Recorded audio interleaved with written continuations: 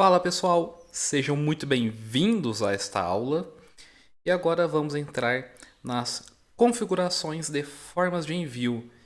E nesta primeira aula de uma sequência de aulas, vamos falar sobre as configurações do PAC e do SEDEX. Para configurar o PAC, acesse Configurações, Formas de envio, Transportadoras.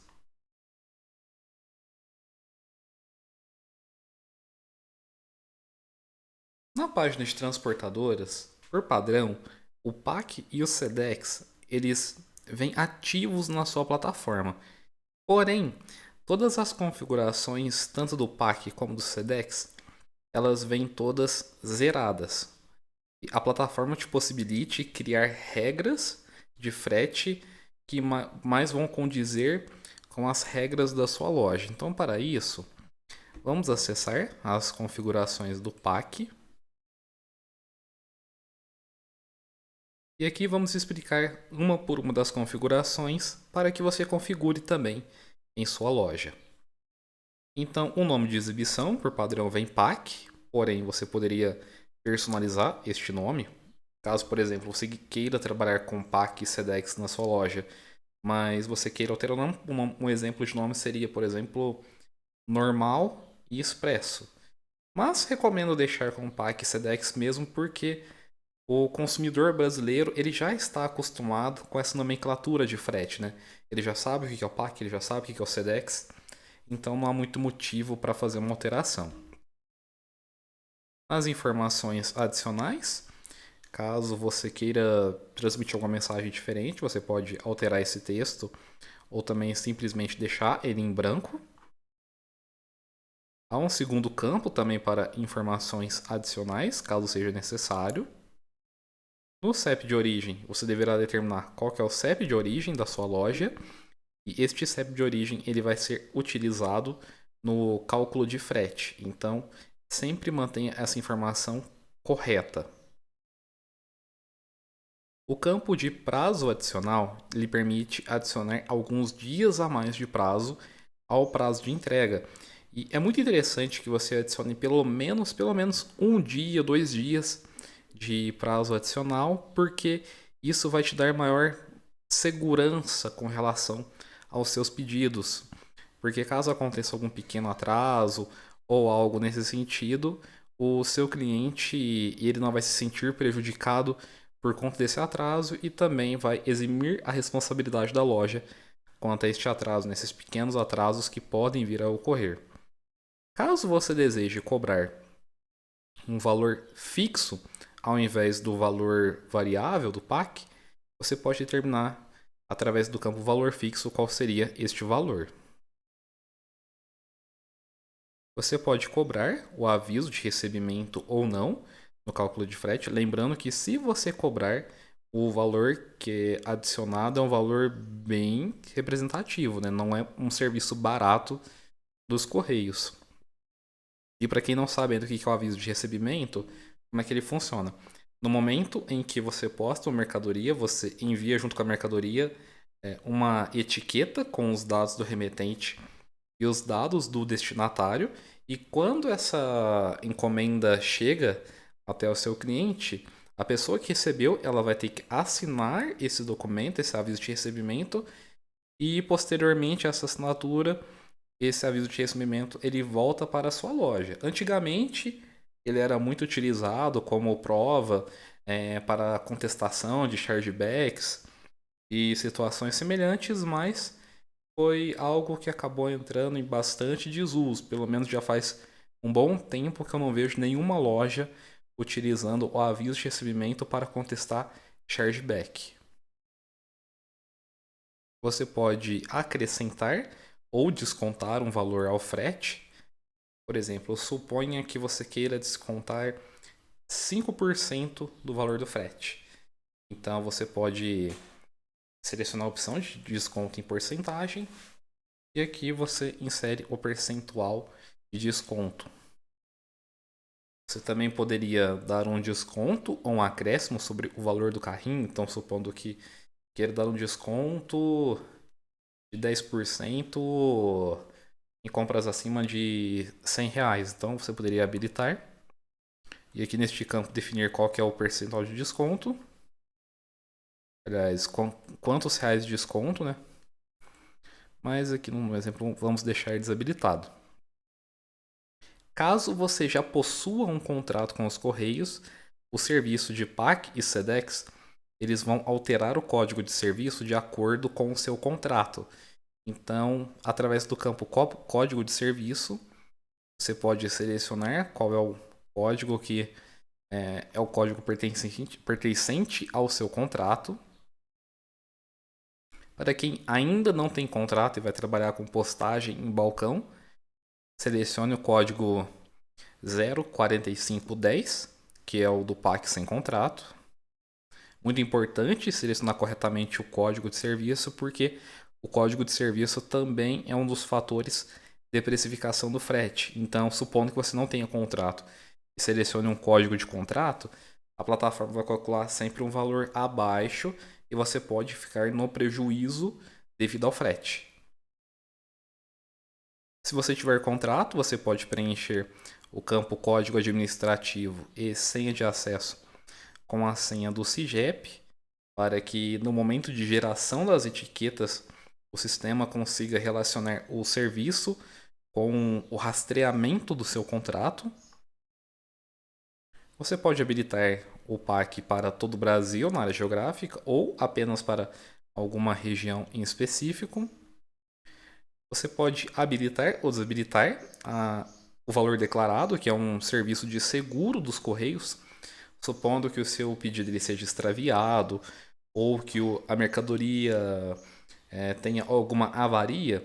Se você postou esse pedido com valor declarado, o seguro dos Correios eles vão cobrir os danos conforme a política dos Correios, né?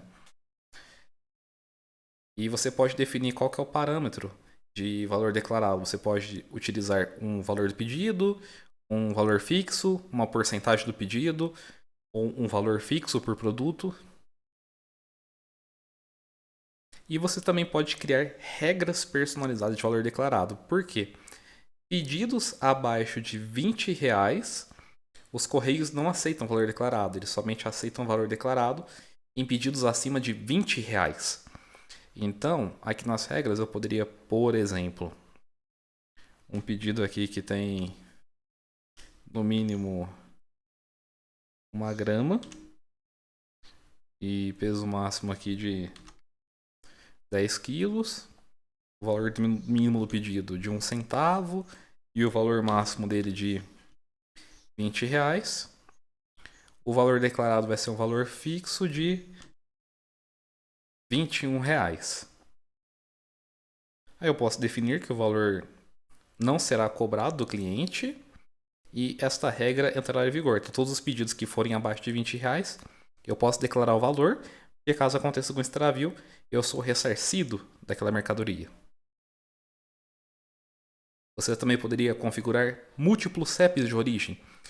Por exemplo, se a sua loja ela possui uma matriz em São Paulo e uma filial no Rio de Janeiro, você poderia colocar o CEP do Rio de Janeiro, porque caso alguém do Rio comprasse, o frete seria calculado baseado no valor do Rio de Janeiro.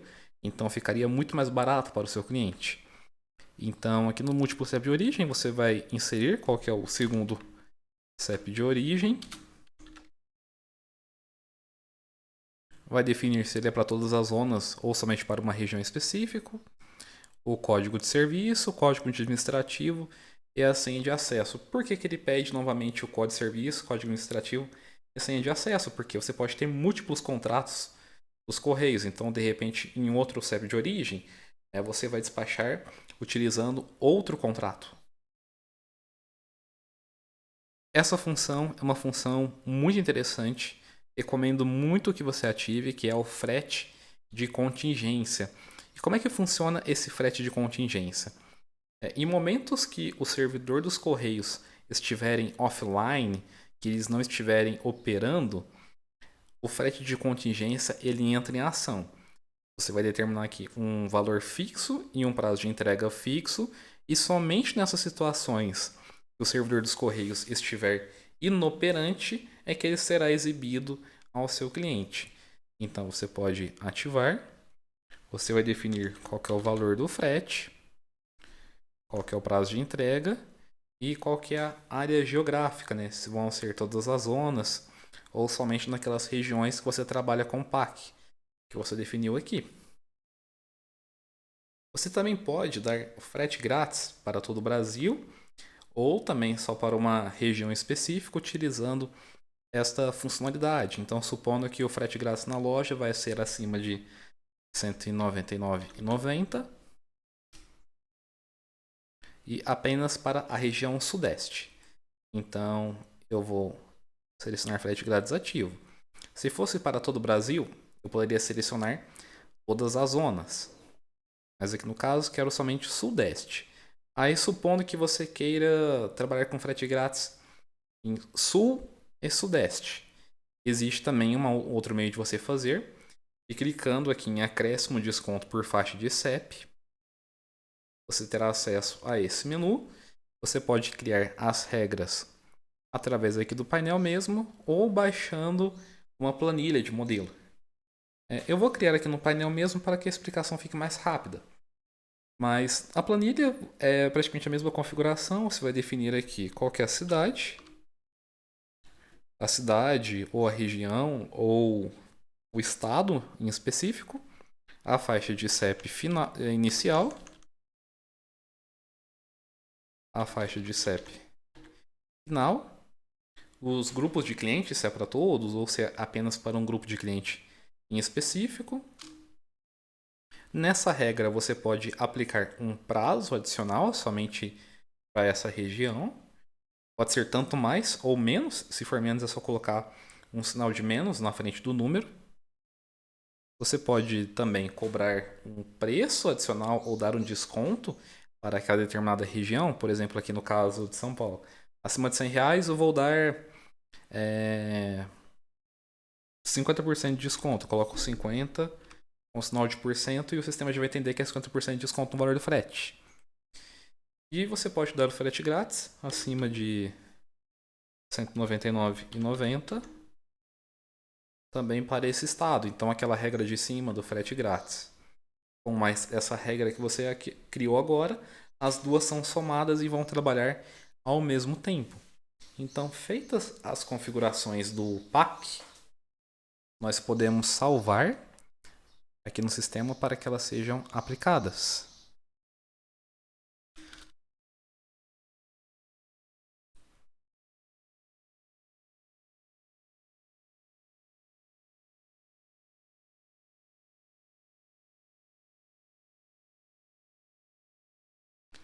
A regra de valor declarado exigia pelo menos um número, mas sem problemas, vamos salvar para aplicar.